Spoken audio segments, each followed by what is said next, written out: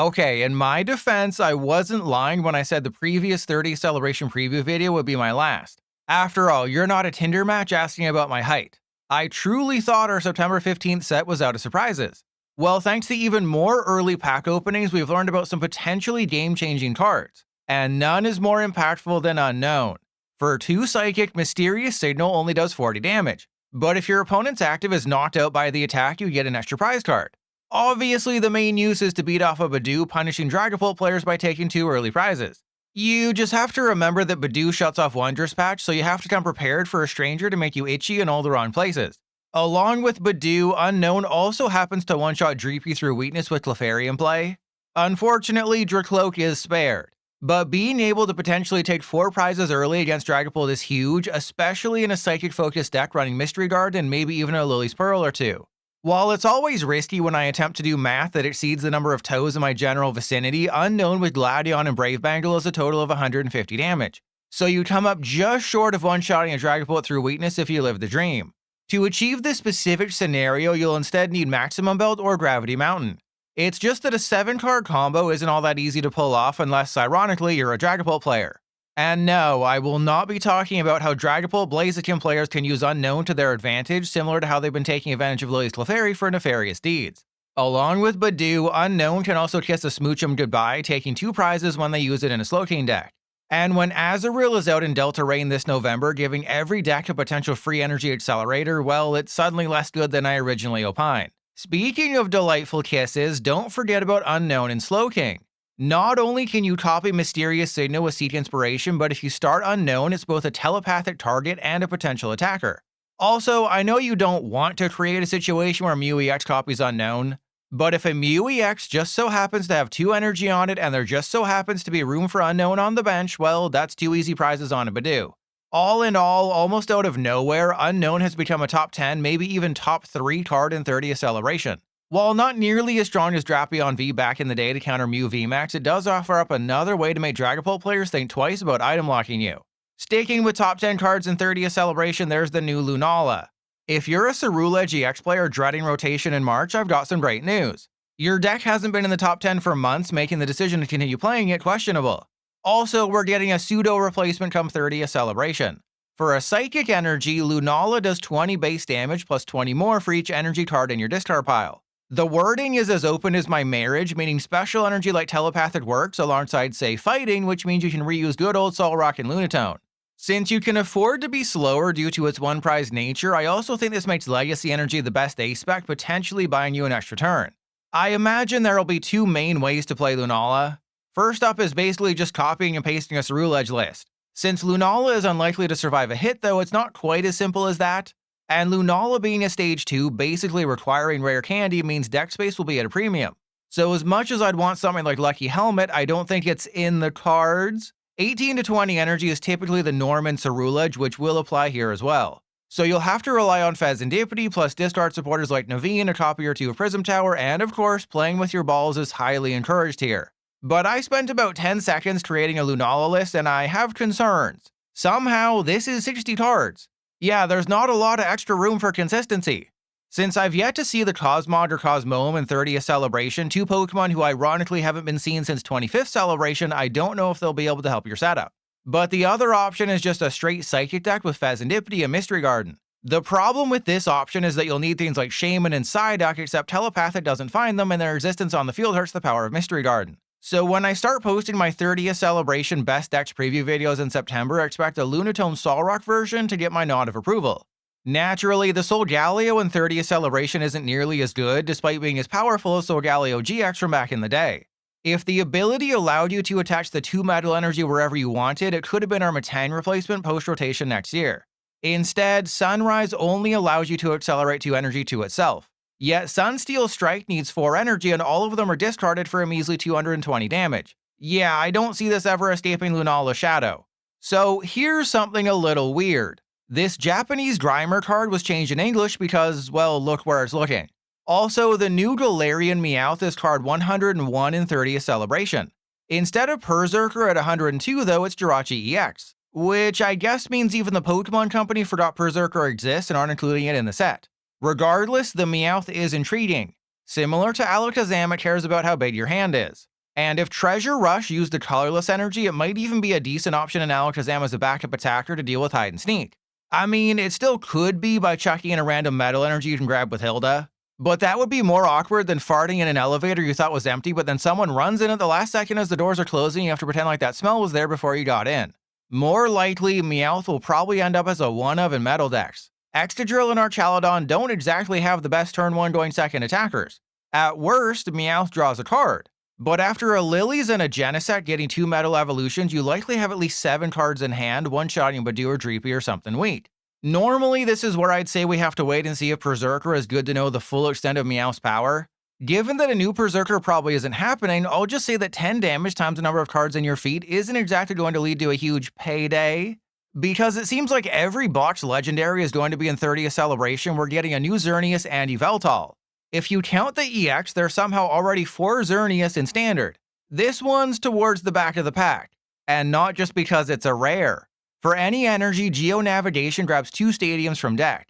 This doesn't take a rocket surgeon to figure out the main use. When Delta Rain comes out in November, it's introducing dual stadiums. While we already have a Rune in the same set who finds 3 in combination of stadiums and supporters, Xerneas means you don't have to waste your supporter. You still have to worry about Judge, but since you're not taking a knockout and it's really only going to be used turn 1 or 2, Unfair Stamped Red card aren't really problems. The issue is that the stadiums aren't exactly amazing. Summit reduces the number of prize cards colorless Pokemon give up by 1, which could hurt you more than helping since they might have a Kangaskhan or Fanrotom in the active. Then they just bump the Summit on their turn, meaning you wasted everything for nothing like you're the best James Bond video game. The Trench doubles healing, which is ironic given what Yveltal's ability does, but is only really useful in decks with high HP like Wailord. Lava Lake, however, is potentially good, shutting off evolution abilities. Except through one weekend, it's mostly just Iron Thorns EX and Mega Lucario using it in Japan to be extra annoying. Maybe if the right partner appears down the road for one of these dual stadiums, Xerneas could Earneas a spot in that deck. For now, just stick with Petrol or Colress or Noctowl or Cypher Maniac plus Kangaskhan or a Rune. Then there's Yveltal. Its ability is super simple. Your opponent's active Pokemon can't be healed. So it's kinda like that Mimikyu we had a few years ago, except the opposite. This is the type of card that's completely meta-dependent. If healing becomes prominent, which could be a thing next year given how much the power level of attacks has gone down recently, then Yveltal will be super useful. I mean, the damn thing shuts off Jumbo Ice Stream completely, which Wailord and Kangaskhan players can use to extend games. Yveltal also prevents a Wallies on their active. They can still retreat in Wally, it just makes a smug Starmie player's life a little more difficult. Though Munkidori is still a problem since it moves damage counters rather than healing. Realistically, Yveltal is like that screwdriver in your toolbox you don't know the name of, but if you order a battery-powered foot massager off Temu with a weird screw you have to undo, you'll be glad to have it. The comparison is that it's good to have access to something like Yveltal to prevent a healing strategy from being too obnoxious, which kinda makes you wonder why they went out of their way to create a dual stadium focused on healing. I mean, do they think it's going to be game-breaking or something? What's that? You want more underwhelming box legendaries?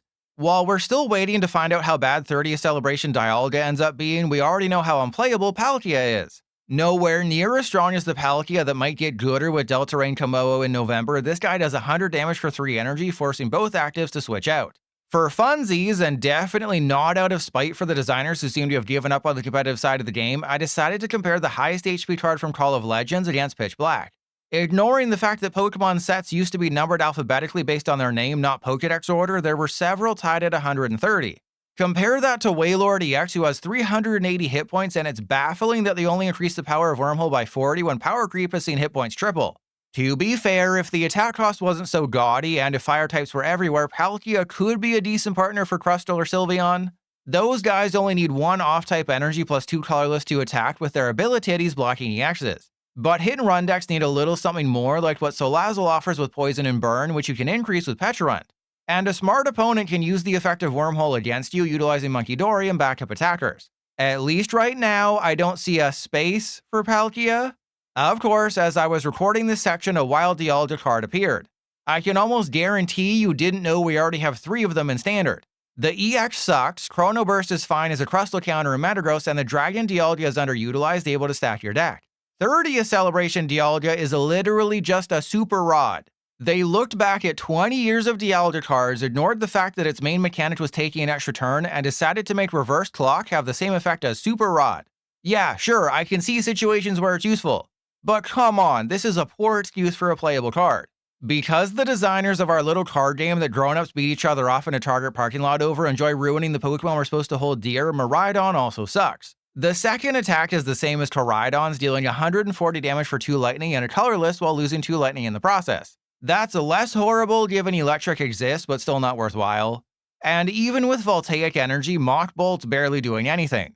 So if you're planning on using a Miraidon in any of your decks, it's probably the one we just got that's still not great. If you want to know whether 30th Celebration Hydreigon will be good, all you have to do is look at all the other Pokemon with similar attacks who you're probably seeing for the first time right now. While Hydreigon can discard up to 3 energy for a single darkness, it's a stage 2 that deals no damage. We already have a Cloth who, yes, only flips 2 coins and requires 2 energy but is a basic. Scorch does damage, yet nobody uses it. And Floatzel is a guaranteed energy discard, but again, it doesn't see play. Sure, maybe there's a world where this can do something alongside Crushing Hammer and Handheld Fan and Turtonator. Until you remember that relying on coin flips is never a good idea, and the second best Dragapult build runs Blaziken, meaning all your hard work was for nothing. Obviously, there's a chance we get some wacky energy control cards in the next 2.5 years, and degenerates use Hydreigon to make us concede immediately on live as soon as we see a dino. Thankfully, that time isn't now, so we can say Auf Wiedersehen to this card for the time being. Compared to Lycanroc though, Hydreigon is a tier 1 card. For a single fighting, counter does 10 base damage plus however much damage Lycanroc took last turn. It doesn't matter that its hit points are unknown. Even if they were 160, this thing's not going to survive unless you play Survival Brace, which gets shut up by Jamming Tower anyway. If Lycanroc was similar to Zamazenta where it reflects damage back, it's instantly good. Instead, I don't know if I can rock with this. Not that it's a surprise, but I can confirm that the Alolan Exeggutor and Ditto cards shown off a few weeks ago with their promo arts are also included in the 30th Celebration main set. Exeggutor still seems like a trap, while Ditto could be fun but not necessarily functional. I also have images for Illumise, Victini, Cherubi, and Comfey. Only one of them has a chance of being playable, and it's the Pokemon you never pronounce correctly. Well, to be fair, most people call it Comfey and not Comfey. But it's not the one named after the thing they put around your neck as soon as you land in Hawaii. I know I showed off this crappy Minior last week, but there's a very important detail you may have missed. No, not the part where Minior is weak to lightning because apparently this thing's a flying type. I'm talking about the card number. It's 124 out of 128. With the clay versions of Pokepad, Ultra Ball, and Switch taking up the last 3 slots in the main set, it's looking like 30th Celebration won't have a single new trainer card unless something sneaks into the 125 hole. Because as you know, over the past 30 years, we haven't had a single trainer card that would be nice to have back in 2026. In what I promise is my final 30th Celebration preview video before all my pre-launch videos in September, we learned about 2 potentially playable cards in Unown and Lunala. I also think Galarian Meowth could be a thing, though it's really weird if we don't get a Berserker to go along with it. Overall, though, I'm still not super duper excited for 30th Celebration. Unless I spend 2 weeks experimenting with all the different ways to play Mew EX in a Mega deck, I might only have a week of new decks to show off, and potentially not giving us any new Megas or Trainers is questionable at best. Still, from a quantity standpoint, this will be our biggest set of the year, and that's really sad to say out loud.